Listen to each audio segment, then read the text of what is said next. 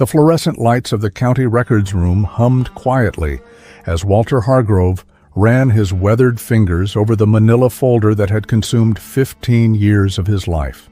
Though no longer sheriff, the station staff still let him visit whenever the weight of uncertainty became too much to bear. Today was different. Today, the folder contained answers. Walter stared at the photographs spread across the metal desk, skeletal remains partially covered by autumn leaves, a rusted service revolver lying nearby, and a deputy's badge warped by forces he still couldn't comprehend. The date stamp on the corner read October 17th, 2001. Almost exactly 15 years since that night. "Still can't believe it's really him," came a voice from the doorway. Sheriff Lucas Bennett, Walter's successor, leaned against the frame, 2 cups of coffee in hand. Walter nodded slowly, accepting the offered cup. 15 years, Lucas. 15 years I've been seeing his face every time I close my eyes. The face, Walter remembered, wasn't the one in these forensic photographs. It was Eli Granger's boyish grin as he tipped his hat before heading out on that final call. "Just some lights in the woods, Walt," he'd said with that easy smile. "Probably kids messing around. I'll be back before you finish that paperwork." But Eli never came back to the small town of Coldwater Hollow. Until now. If you're fascinated by mysterious disappearances in small-town America, subscribe to Last Seen Stories and comment where you're watching from. Have you ever heard strange stories about your local forests? Because the one I'm about to tell you might make you think twice about venturing into the woods alone. October 12, 1986, began like any other autumn Sunday in Coldwater Hollow. The maple trees along Main Street had turned fiery red, and the morning fog had lingered longer than usual, wrapping the town in a ghostly embrace before reluctantly retreating to the surrounding hills by afternoon. By nightfall, a different kind of unease had settled over the town. The radio at the sheriff's station crackled to life just after 9 p.m., cutting through the quiet routine of the night shift. "Sheriff's office," Walter Hargrove answered, setting down his coffee. The voice on the other end trembled. "Walter? It's Clyde Hensley. There's something out here on my property, near Black Hollow Road. Lights. Strange ones. And a sound. Christ, Walter, I've never heard anything like it." Walter frowned. Clyde wasn't the type to spook easily. A third-generation farmer with skin tanned like leather from decades working his fields, he'd faced down everything from armed trespassers to the tornado of '79 without so much as flinching. "What kind of lights, Clyde?" "Blue-white. Pulsing. They're moving through the trees like they're searching for something. And there's this humming sound. Gets right inside your head. Something ain't right, Walter. Something ain't right at all." Walter glanced across the station where Deputy Eli Granger was sorting through paperwork, his dark hair falling across his forehead as he leaned over the files. At 32, Eli was the youngest deputy on their small force, but he'd quickly become the most trusted. College-educated but local-born, he understood Coldwater Hollow in a way outsiders never could. "Eli," Walter called. "Got a call from Clyde Hensley. Says there's strange lights out by Black Hollow Road. Probably just some teenagers with flashlights, but would you mind checking it out?" Eli stood, stretching his tall frame. "No problem, Sheriff. I was about to fall asleep on these reports anyway." He grabbed his jacket and service weapon, checking it out of habit before holstering it. Besides, a ghost hunt might be more interesting than paperwork. Walter's brow furrowed. "Don't call it that. And radio in when you get there, understood?" "Yes, sir." Eli tipped his hat with that easy smile. "Like I said, probably just kids. I'll be back before you finish that paperwork." The station door closed behind him, letting in a brief rush of cold October air. Eli's patrol car wound through the darkened streets of Coldwater Hollow, past houses where televisions flickered through curtained windows, past the shuttered storefronts of Main Street. As he crossed the town limits, the comforting glow of civilization fell away. The headlights carved a narrow path through the increasing darkness, illuminating the weathered sign for Black Hollow Road. Even in daylight, this stretch of road had an unsettling quality. The ancient oaks that lined it twisted upward like arthritic fingers, their canopy so dense that sunlight barely penetrated even in summer. Now, in the dark of night, the road seemed to swallow light itself. Eli's radio crackled. "Unit 2 to base. I'm turning onto Black Hollow Road now. Over." "Copy that, Unit 2," came Walter's response. "Any sign of these lights?" Clyde reported. "Negative. Not yet." Eli peered through the windshield, the darkness beyond his headlights absolute. "I'll check further down, near where his property line meets the state forest. Over." "Roger that. Be careful out there. Over and out." The patrol car crawled forward, gravel crunching beneath its tires. The radio suddenly hissed with static, causing Eli to flinch. He adjusted the frequency, but the interference only grew worse. Something about this place always played havoc with electronics. Then he saw it, a faint bluish glow filtering through the trees to his right. Not the yellow-white of flashlights or the harsh glare of vehicle headlights. This was something different, something unnatural. Eli pulled the car to the side of the road and radioed in, fighting through the growing static. "Base, this is Unit 2. I'm seeing some kind of lights about half a mile in from Marker 23 on Black Hollow Road. Going to investigate on foot. Over." The radio returned only garbled noise. "Base, do you copy?" More static. With a sigh, Eli clipped the radio to his belt. He'd have to report in after checking out the lights. Grabbing his flashlight, he stepped out of the car, the autumn air biting at his cheeks. The forest was unnaturally quiet. No insects chirping, no nightbirds calling, not even the rustle of small animals in the underbrush. Just a pervasive silence broken only by the soft crunch of his boots on fallen leaves. And beneath it all, a barely perceptible humming, more felt than heard. Eli's flashlight cut through the darkness as he made his way into the woods, following the strange glow. The further he went, the stronger the humming became, vibrating in his chest like the bass at a rock concert. The air felt charged, the hair on his arms standing on end beneath his uniform. The lights grew brighter, shifting and dancing between the trees like fireflies caught in a spectral ballet.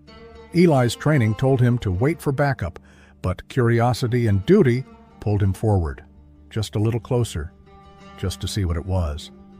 Then the trees opened into a small clearing, and Eli froze.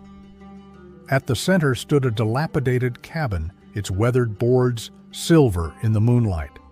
But it wasn't the cabin that made Eli's blood run cold.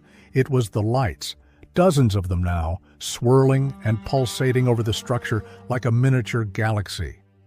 The humming had become a physical force, pressing against his eardrums with increasing intensity. Eli reached for his radio, desperate to call for backup, but it emitted only a high-pitched squeal that brought him to his knees. His flashlight flickered and died. The swirling lights accelerated, spinning faster and faster, until they merged into a blinding corona. The last thing recorded in the official report was Eli's final transmission, captured in fragments through the static. "I can see, inside the cabin, something's... Oh God, the light's too bright. I can't. Please. Help." Then, nothing. When dawn broke over Coldwater Hollow, Deputy Eli Granger had vanished without a trace. His patrol car sat abandoned on the shoulder of Black Hollow Road, the driver's door ajar, the engine still warm. Inside, everything was in perfect order, his notepad on the passenger seat, a half-empty coffee cup in the holder. Only Eli himself was missing. Sheriff Walter Hargrove stood at the edge of the clearing, watching as men with dogs crisscrossed the forest floor. 3 days had passed since Eli disappeared, and the search had grown from a handful of deputies to over 100 volunteers. "Sheriff," Deputy Tom Whitaker approached, his expression grim. "Found something." Walter followed him to the far side of the clearing, where a broken flashlight lay half buried in the leaves. The lens was shattered, and the metal casing bore strange scorch marks, as if it had been exposed to extreme heat. "That's standard issue," Walter confirmed, his throat tight. "It's Eli's." The find sparked renewed urgency. By nightfall, the state police had joined the search, bringing helicopters with thermal imaging cameras. The forest echoed with shouts of Eli's name and the baying of search dogs. But as darkness fell, an uneasy quiet descended on the searchers. "The dogs won't go near that old cabin," one of the handlers reported, his face pale in the beam of Walter's flashlight. "They get about 20 feet away and just sit down, whining. Never seen anything like it." Walter approached the structure cautiously. The cabin looked even more decrepit up close, its windows glassless eyes, its door hanging from a single rusty hinge. No lights danced above it now, no strange humming filled the air. It was just an abandoned shack in the woods. "Eli," Walter called, stepping through the doorway. The beam of his flashlight revealed nothing but rotting floorboards and collapsed furniture, no sign of his missing deputy. Day after day, the search continued. Coldwater Hollow emptied as its citizens combed every inch of the surrounding forest. Women from the church made sandwiches and thermoses of coffee for the searchers. Children made posters with Eli's smiling face and the word "missing" in large red letters. After a week, the search perimeter had expanded to 15 miles. After 2, state police began scaling back their involvement, citing limited resources and the decreasing likelihood of finding Eli alive. By the end of the month, only Walter and a handful of deputies remained, methodically checking and rechecking the areas they'd already covered. The sheriff had lost weight, his uniform hanging loose on his frame, dark circles like bruises beneath his eyes. "Walter," Doc Sullivan said gently one evening, as he found the sheriff still at his desk, "you need to rest. You're no good to Eli if you work yourself to death." Walter looked up, his eyes red-rimmed. "I sent him out there, Doc. Just another routine call. This isn't your fault." But Walter couldn't shake the guilt. He'd been the one to dispatch Eli to Black Hollow Road. He'd been the one to dismiss Clyde's concerns as probably just kids. As weeks turned to months with no trace of Eli, a heavy pall settled over Coldwater Hollow. The town that had once buzzed with search parties grew quiet, the hope that had fueled their efforts gradually giving way to resignation. The missing posters faded in shop windows. The sheriff's office bulletin board, once covered with maps and search grids, slowly returned to its normal display of wanted notices and community announcements. Only one item remained permanent, a photograph of Eli Granger in his uniform, smiling that easy smile with the dates of his service and the words, "Still missing," beneath. For Walter, the absence of his deputy was a physical ache, a constant reminder of his failure. He continued to visit Black Hollow Road regularly, walking the same paths they'd searched 100 times before, hoping against hope for some clue they'd overlooked. But the forest kept its secrets, and Eli Granger remained missing. As months stretched into years, theories about Eli's disappearance multiplied like shadows at dusk. In the absence of answers, speculation filled the void. At O'Malley's Tavern, the unofficial hub of Coldwater Hollow's rumor mill, conversations inevitably turned to the missing deputy whenever Walter wasn't present. "I heard he arrested some big city drug dealers last summer," Frank Donahue would say, leaning close over his beer. "Maybe they came back for revenge." Others suggested more mundane explanations, that Eli had fallen into a ravine or one of the old mining shafts that dotted the wilderness, that he'd been attacked by a bear or mountain lion, that he'd simply walked away from his life for reasons known only to him. But in a town as small as Coldwater Hollow, no one could imagine Eli Granger abandoning his duty or his community. He'd been too deeply rooted, too genuinely committed to his role as protector. Walter considered every theory, no matter how far-fetched. He interviewed everyone Eli had arrested in the previous year. He had search teams probe every abandoned mine shaft within 20 miles. He even consulted with wildlife experts about predator behavior. None of it led anywhere. As rational explanations failed to materialize, whispers of the supernatural grew louder. Black Hollow Road had always been steeped in local legend. Long before Eli's disappearance, it had been a place mothers warned their children to avoid after dark. My grandmother used to tell stories about that road, elderly Mabel Thornton recalled when Walter interviewed her for a historical perspective. Said the land was cursed by the original settlers, something about a conflict with the native tribes. She claimed the forest would sometimes shift, that people would walk in and come out somewhere else entirely if they came out at all. Others spoke of strange lights seen in those woods dating back generations. Sky lanterns, some called them. Will-o'-the-wisps, said others. The older residents had more ominous names, soul catchers or the devil's candles. Clyde Hensley, who'd made the fateful call that October night, became something of a reluctant celebrity. People would corner him at the general store or after church, pressing him for details about what he'd seen. It wasn't like any lights I've ever seen before or since, he'd insist, visibly uncomfortable with the attention. And that humming, it got inside your head, made your teeth ache. Wasn't natural, I'll tell you that much. Walter tried to maintain a rational perspective, but even he couldn't deny the strangeness surrounding Eli's disappearance. The lack of any physical evidence beyond the broken flashlight, the complete failure of the search dogs to track a scent.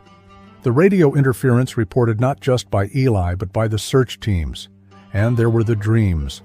Walter would never admit it to anyone, but he'd started dreaming about Eli shortly after the disappearance, dreams where his deputy wandered through an endless forest beneath skies filled with swirling blue lights, calling for help that never came. 5 years after Eli vanished, the case file remained open but inactive. Walter still visited Black Hollow Road every October 12th, still checked with state and federal databases for any John Does matching Eli's description. But even his legendary determination had its limits. When he finally retired in 1998, the missing deputy's case passed to his successor, Lucas Bennett, a former state trooper with a no-nonsense approach to policing. Bennett promised to keep the file active, but Coldwater Hollow had largely resigned itself to never knowing what happened to Eli Granger. This case reminds me of other mysterious disappearances we've covered. If you want to see more videos like this, hit that like button and share your theories in the comments below. What do you think happened to Deputy Granger in those woods? Jack Dempsey had been hunting the forests around Coldwater Hollow since he was 12 years old. Now at 43, he knew every ridge and hollow within 20 miles, or thought he did, until the morning of October 15th, 2001. The day had started like any other hunting trip. He'd left his cabin before dawn, the woods still cloaked in darkness as he made his way to a promising ridge overlooking a small valley. The early morning mist hung between the trees, turning the forest into a ghostly labyrinth. Jack had tracked a 10-point buck for nearly 3 hours, following it deeper into the woods than he usually ventured. When he finally lost the trail near a steep ravine, he decided to take a break, settling on a fallen log and pulling a thermos of coffee from his pack. That's when he noticed something odd about the rock formation to his right. What had initially appeared to be a natural jumble of boulders showed signs of recent movement. Several smaller rocks had tumbled down, revealing a dark hollow beneath. Curious, Jack approached. Perhaps the buck had disturbed the rocks while passing, or maybe a bear had been digging for hibernation. Either way, it was worth investigating. The hollow was deeper than it first appeared, extending back into the hillside. Jack knelt at its edge, shining his flashlight into the darkness. Something metallic gleamed in the beam. "What the hell?" he muttered, reaching in to brush away the leaves and soil. His fingers closed around a cold metal object, roughly star-shaped. As he pulled it free, his breath caught in his throat. It was a sheriff's deputy badge, its surface corroded and strangely warped, as if it had been exposed to intense heat. Despite the damage, the words Coldwater Hollow Sheriff's Department were still legible around the edge. Jack's mind raced back 15 years to the disappearance that had shaken the entire county. He'd been in high school then, but everyone remembered Deputy Granger. The endless searches, the theories, the gradual, reluctant acceptance that he was gone forever. With trembling hands, Jack placed the badge carefully in his shirt pocket. Then, heart pounding, he turned the flashlight back to the hollow. What he saw next sent him scrambling backward, nearly dropping his rifle in shock. Partially buried in the soil and debris were bones, human bones, along with tattered remnants of what could only be a uniform. Jack Dempsey wasn't a man easily frightened, but at that moment, a primal fear gripped him. The forest that had always been his sanctuary suddenly felt alien and threatening. He gathered his gear with shaking hands and practically ran through the woods, not slowing until the trees thinned and he could see his truck parked on the logging road. His cell phone showed no signal, typical for this remote area. He drove straight to the sheriff's office in Coldwater Hollow, the badge burning a hole in his pocket the entire way. Sheriff Lucas Bennett was skeptical at first. Over the years, there had been dozens of false leads in Eli Granger's case. But when Jack placed the tarnished badge on his desk, Bennett's expression changed. "Where exactly did you find this, Wakwe?" he asked, picking up the badge carefully. Jack described the location as best he could, marking it on a topographical map. There's remains there too, Sheriff. Human remains." Bennett nodded grimly. "I need to make a call." Walter Hargrove was splitting firewood behind his cabin when the phone rang. At 72, he still maintained the physical routine that had defined his life in law enforcement, though his movements had slowed with age. "Hargrove," he answered, slightly out of breath. "Walter, it's Lucas. I think we found him." The axe slipped from Walter's hand, thudding into the chopping block. "Where?" "Hunter found a badge and remains about 12 miles east of Black Hollow Road. We're organizing a recovery team now. Thought you'd want to be there." "I'll be at the station in 20 minutes. Walter's hand shook as he hung up the phone. 15 years. 15 years of searching, wondering, and gradually losing hope. Now, just maybe, he'd finally get answers. The recovery operation was methodical and solemn. State forensic experts photographed the scene from every angle before carefully excavating the hollow where Jack Dempsey had made his grim discovery. Walter stood a respectful distance away, watching as each item was cataloged and bagged. Fragments of uniform, a leather belt, the skeletal remains themselves. His face remained impassive, but those who knew him could see the storm of emotions behind his weathered features. Sheriff Bennett approached, holding an evidence bag containing a service revolver, its blue steel dulled by years in the elements.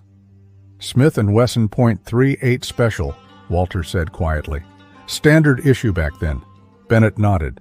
"Serial number matches the one assigned to Eli, and there's something else you should see." He led Walter to where the forensic team was examining the weapon. "All 6 rounds are still in the cylinder. He never fired a shot, Walt." Walter's brow furrowed. Whatever had happened to Eli, he hadn't gone down fighting, or hadn't had the chance to. The most puzzling piece of evidence was the badge that Jack had discovered. The forensic examiner held it up for Walter to see. "I've never seen metal deformed quite like this," she said. "It's almost as if it was subjected to extreme heat, but very selectively. No signs of a general fire at the scene." Walter took the badge, turning it over in his hands. The familiar weight brought a flood of memories.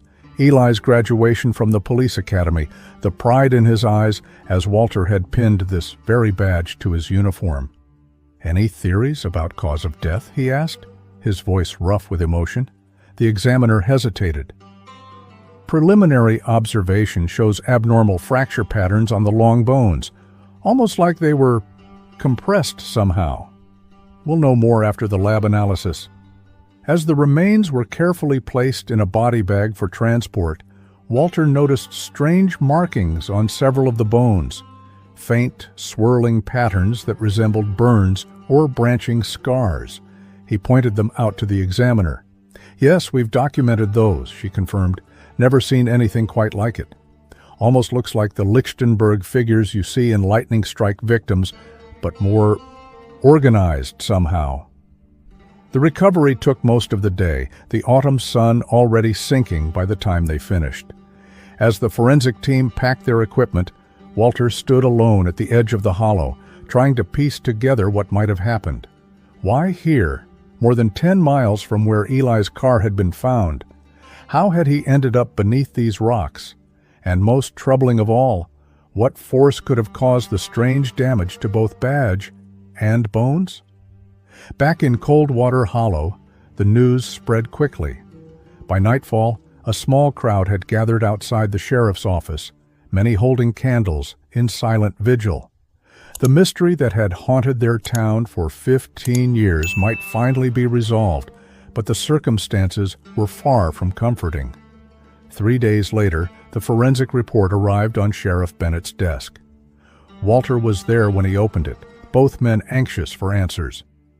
"DNA confirms it's Eli," Bennett said, scanning the document. "Cause of death, inconclusive." Walter took the report, reading through the clinical language that attempted to describe the inexplicable.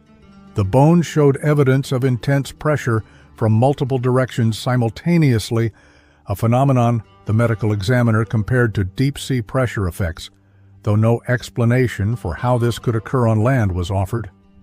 The strange markings were described as dendritic scarring of unknown origin, possibly electrical in nature.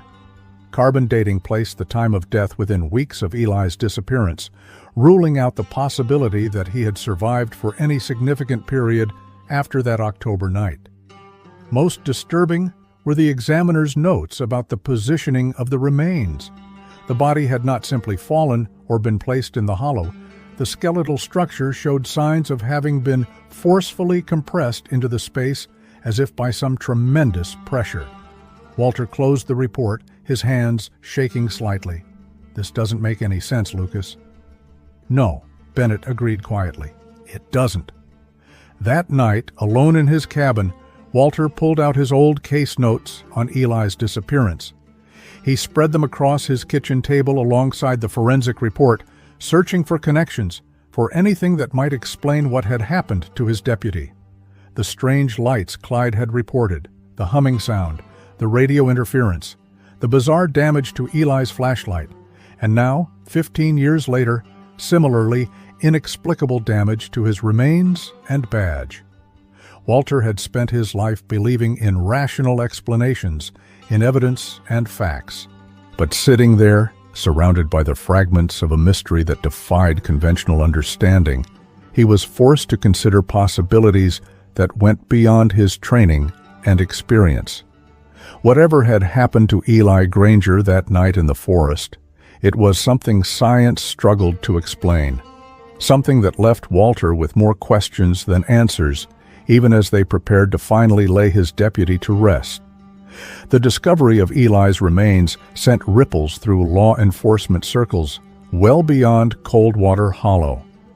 What had been a cold missing persons case was now an active death investigation with deeply puzzling elements. Sheriff Lucas Bennett, facing the most high-profile case of his career, assembled a task force that included state police investigators, a forensic anthropologist from the university, and even a consultant from the FBI's Behavioral Analysis Unit. "We're treating this as a suspicious death," Bennett announced at a press conference. The circumstances surrounding Deputy Granger's disappearance and the condition in which his remains were found warrant a full investigation. The first step was re-interviewing everyone connected to the original case, starting with Clyde Hensley, whose call had sent Eli into the forest that fateful night. Now in his 70s, Clyde had become frail, his once sturdy farmer's frame bent with age. But his memory of that night remained crystal clear. "I've lived with it every day for 15 years, he told Bennett and Walter, who had been invited to participate in the interview. "Those lights weren't anything natural. I've seen ball lightning, St. Elmo's fire, all kinds of atmospheric phenomena. This was different. It was intelligent somehow." "Intelligent?" Bennett pressed. "What do you mean by that?" Clyde shifted uncomfortably in his chair. "They moved with purpose, searching, and when I watched them, I got this feeling, like they were watching me back." Walter leaned forward. "You never mentioned that in your original statement." "Would you have believed me?" Clyde asked, his rheumy eyes fixing on Walter. "Besides, after Eli went missing, I was scared. Thought maybe if I said too much, they'd come for me too." "They?" Bennett exchanged glances with Walter. "Whatever was behind those lights," Clyde said quietly. "I don't think they were from around here, maybe not from anywhere on this earth." While Bennett was skeptical of such claims, he couldn't ignore the similarities that began emerging as the investigation progressed. The task force discovered 3 other cases within a 200-mile radius where people had disappeared in remote wooded areas after reports of unusual lights. None had been found until now. "Look at this," Agent Daniels from the FBI said during a briefing, pointing to a map where the cases were marked. "If you connect these locations, they form an almost perfect arc across the Appalachian region." The timing of the disappearances was equally intriguing. All had occurred within a 5-year period between 1984 and 1989. Then, as suddenly as they had begun, the incidents stopped. As the investigation deepened, strange occurrences began to plague the sheriff's office. Evidence would be misplaced, only to reappear in unexpected locations. Recordings of witness interviews contained inexplicable gaps. The power would fluctuate whenever certain case files were accessed on the computer system. Most disturbing was the night when Bennett arrived to find the evidence locker door standing open, though the log showed no one had accessed it. Inside, the box containing items from Eli's recovery site, including his badge, was empty. "This is a breach of the highest order," Bennett fumed, ordering an immediate search of the building. Nothing else was touched, just Eli's evidence. The items were never recovered. The security cameras had malfunctioned during the precise window when the theft must have occurred. No fingerprints were found, no signs of forced entry. It was as if the evidence had simply vanished. Walter, when informed of the theft, seemed strangely unsurprised. "It's happening again," he said cryptically. "The interference, just like before." "What are you suggesting, Walt?" Bennett asked. "I'm not suggesting anything," Walter replied, "just noting the pattern." The investigation continued despite these setbacks, but without the physical evidence, the chances of determining exactly what had happened to Eli grew increasingly remote. This case takes some unexpected turns. Make sure you're subscribed and have notifications turned on so you don't miss part 2 of this haunting story, where we'll explore more about what might have happened to Deputy Granger. On a crisp October morning in 2001, 15 years and 5 days after he disappeared, Deputy Eli Granger was laid to rest with full honors in the Coldwater Hollow Cemetery. The small plot overlooking the town was filled to capacity as citizens came to pay their respects to the young deputy who had vanished while protecting their community. Walter Hargrove, looking older than his years in his old dress uniform, delivered the eulogy. "Eli Granger embodied the best of what it means to serve," he said, his voice steady despite the emotion in his eyes. "He was courageous, compassionate, and committed to this town. We may never know exactly what happened to him that night, but we know this: he faced it with the same courage he brought to every aspect of his duty." The investigation remained officially open, but had stalled without the stolen evidence. Theories continued to multiply, everything from organized crime to government conspiracies to the supernatural explanations that had circulated since the beginning. Coldwater Hollow itself was changed by the discovery. The closure it brought mingled with the disturbing questions it raised. The town had lived with the mystery of Eli's disappearance for so long that it had become part of its identity. Now, with his remains found, but the circumstances no less mysterious, a new chapter in the legend had begun. Reports of strange lights on Black Hollow Road increased in the months following the discovery. Whether this represented actual phenomena or heightened awareness and imagination was impossible to determine. Sheriff Bennett assigned regular patrols to the area, partly for public safety and partly for monitoring. Walter, though retired, couldn't let the case go. He converted a room in his cabin into an investigation center with maps, timelines, and connections to similar cases across the country. He corresponded with researchers studying unexplained phenomena, traveled to conferences on unusual disappearances, and continued to visit the sites connected to Eli's case. "The older I get, the more I realize how little we truly understand about this world," he confided to Bennett during one of their regular meetings. "I used to think everything had a rational explanation. Now, I'm not so sure." Walter's personal investigation continued until his death in 2010. His extensive files on the case were donated to the County Historical Society, where they remain available to researchers, a testament to one man's unwavering commitment to finding the truth. The legend of Deputy Eli Granger grew with time, becoming part of the folklore that defined Coldwater Hollow. Parents still warned their children away from Black Hollow Road after dark. Teenagers still dared each other to visit the site where Jack Dempsey had found the remains.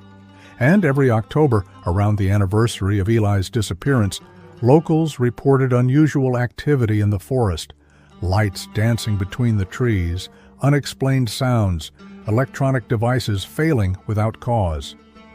In 2016, 30 years after Eli vanished, a documentary filmmaker came to Coldwater Hollow to tell his story.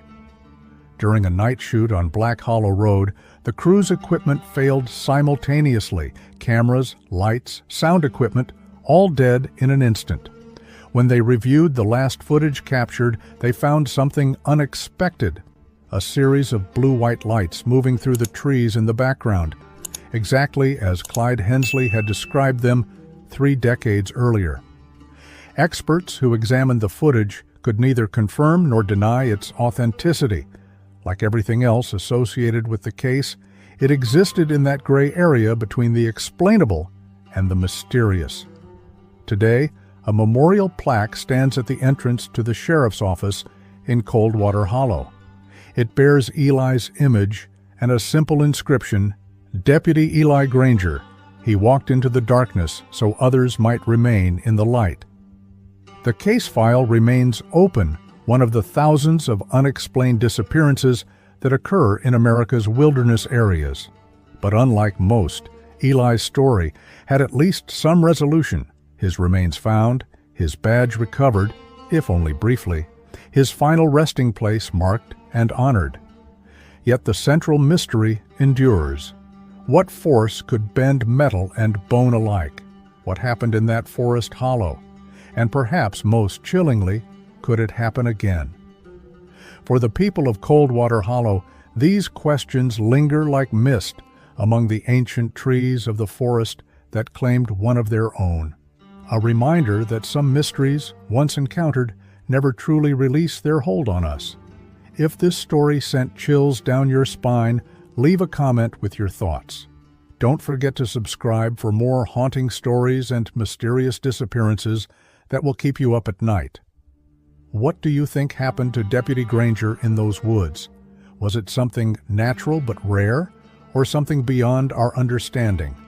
Let me know in the comments below.